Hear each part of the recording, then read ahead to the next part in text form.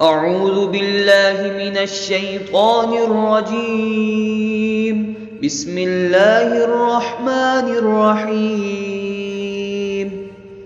ألم تر إلى الذين يزعمون أنهم آمنوا بما أنزل إليك وما أنزل من قبلك يريدون أن يتحاكموا إلى الطاغوت وقد أمروا أن يكفروا به ويريد الشيطان أن يضلهم ضلالا بعيدا. وإذا قيل لهم تعالوا إلى ما أنزل الله وإلى الرسول رأيت المنافقين يصدون عنك صدودا. فكيف إذا أصابتهم مصيبة بما قدمت أيديهم ثم جاءوك يحلفون بالله إن أردنا إلا إحسانا وتوفيقا. أولئك الذين يعلم الله ما في قلوبهم فأعرض عنهم وعظهم وقل لهم في أنفسهم قولا بليغا. وما أرسلنا من رسول إلا ليطاع بإذن الله ولو أنهم إذ ظلموا أنفسهم جاءوك فاستغفروا الله واستغفر لهم الرسول لوجدوا الله توابا رحيما. فلا وربك لا يؤمنون حتى يحكموك فيما شجر بينهم ثم لا يجدوا في أنفسهم حرجا مما قضيت ويسلموا تسليما.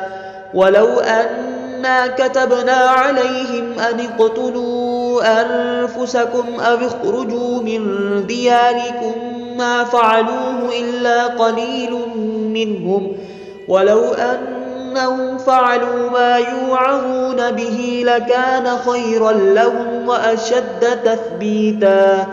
وإذا لآتيناهم من لدنا أجرا عظيما ولهديناهم صراطا مستقيما.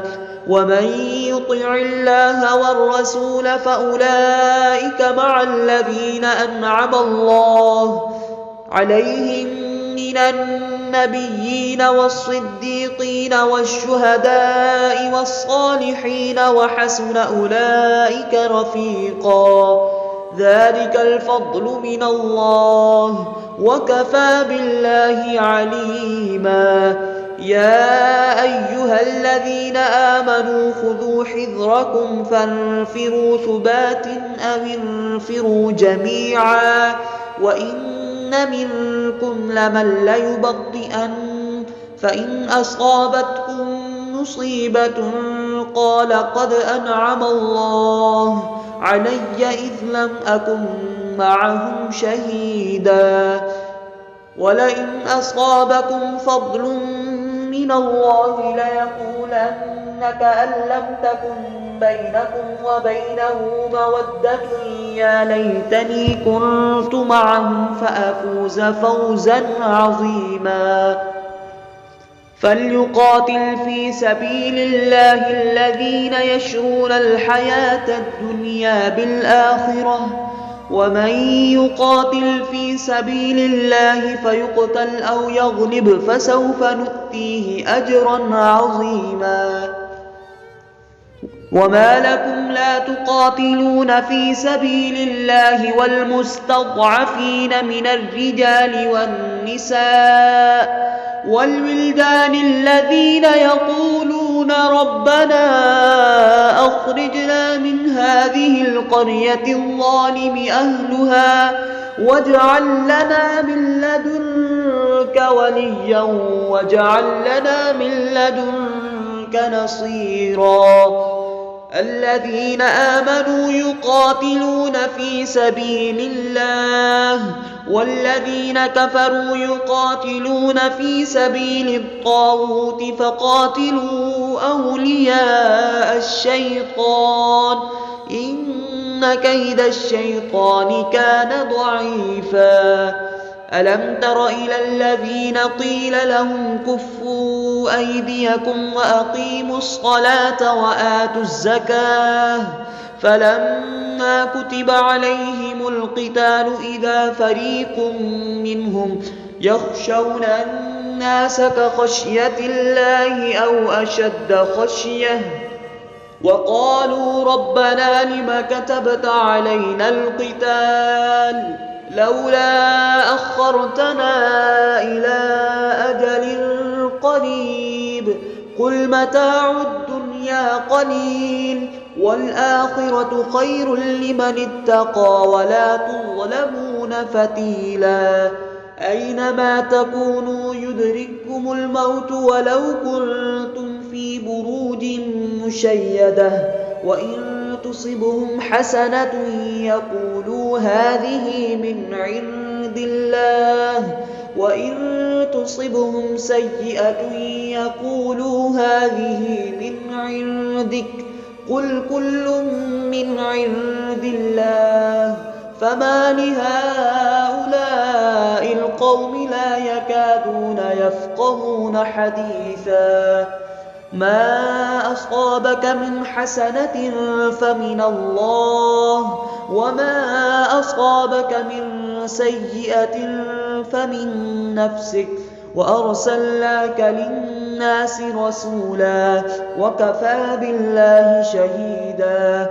من يطع الرسول فقد أطاع الله ومن تولى فما أرسلناك عليهم حفيظا ويقولون طاعة فإذا برزوا من عندك بيت طائفة منهم غير الذي تقول والله يكتب ما يبيتون فأعرض عنهم وتوكل على الله وكفى بالله وكيلا أفلا يتدبرون القرآن ولو كان من عند غير الله لوجدوا فيه اختلافا كثيرا وإذا جاءهم أمر من الأمن أو الخوف أذاعوا به ولو ردوه إلى الرسول وإلى أولي الأمر منهم لعلمه الذين يستنبطونه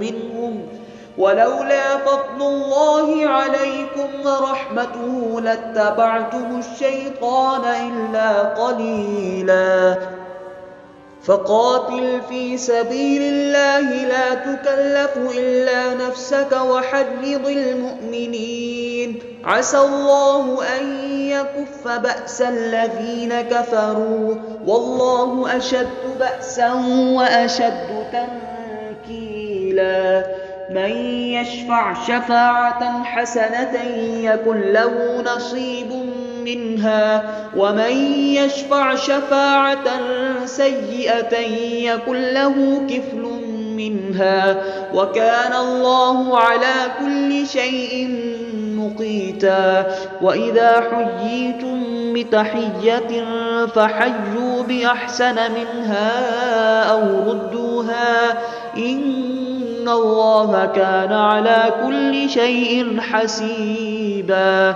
الله لا إله إلا هو ليجمعنكم إلى يوم القيامة لا ريب فيه ومن أصدق من الله حديثا.